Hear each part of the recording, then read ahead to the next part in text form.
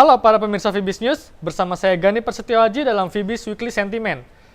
Kali ini kita akan membahas mengenai potensi pergerakan IHSG selama satu pekan ke depan, di mana dapat kita ketahui bahwa sepekan lalu IHSG mengalami koreksi di akhir pekan. Terdapat beberapa sentimen yang dapat mempengaruhi pergerakan IHSG selama sepekan ke depan, yaitu terdapat fundamental negatif yang berasal dari Amerika, di mana pada minggu lalu Amerika mengumumkan data pengangguran, di mana data pengangguran tersebut mengalami peningkatan. Kemudian perlambatan perekonomian di Cina sendiri nampaknya masih memberikan kekhawatiran bagi para pelaku pasar akan pergerakan bursa saham global. Kemudian terdapat sentimen negatif berikutnya, yaitu krisis keuangan di Spanyol yang memberikan kekhawatiran bagi para pelaku pasar, di mana dikhawatirkan Spanyol akan meminta dana bantuan kembali terhadap perekonomiannya atau keuangannya yang mengalami penurunan.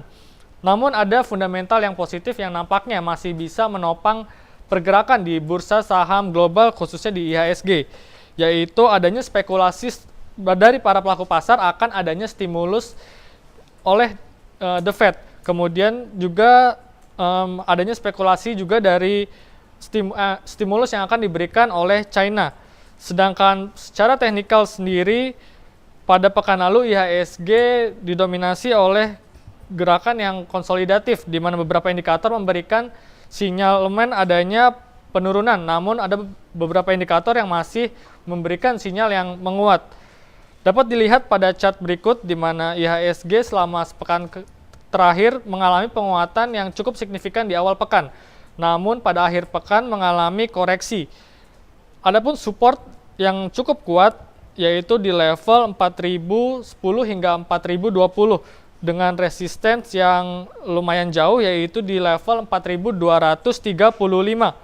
Nampaknya support tersebut tidak terlalu kuat, namun support tersebut masih bisa menopang penurunan IHSG akibat tertekan oleh sentimen negatif dari global.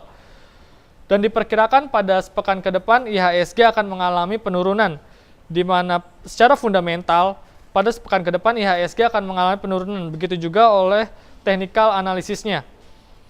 Sedangkan secara sektoral sendiri, dari ke-9 sektor terdapat beberapa yang masih berpotensi untuk mengalami penguatan, yaitu seperti sektor-sektor dari infrastruktur, di mana masih mengalami penguatan walaupun sudah berada pada titik jenuh beli.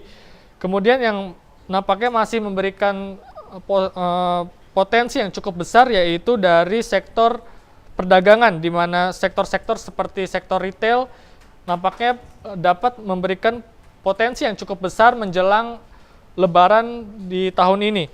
Namun untuk saham-saham lainnya seperti sektor basic industry, finance, dan mining nampaknya cukup menjanjikan, namun cenderung mengalami pergerakan yang konsolidasi. Dan sektor-sektor yang lainnya sudah mengalami penurunan sejak pekan lalu.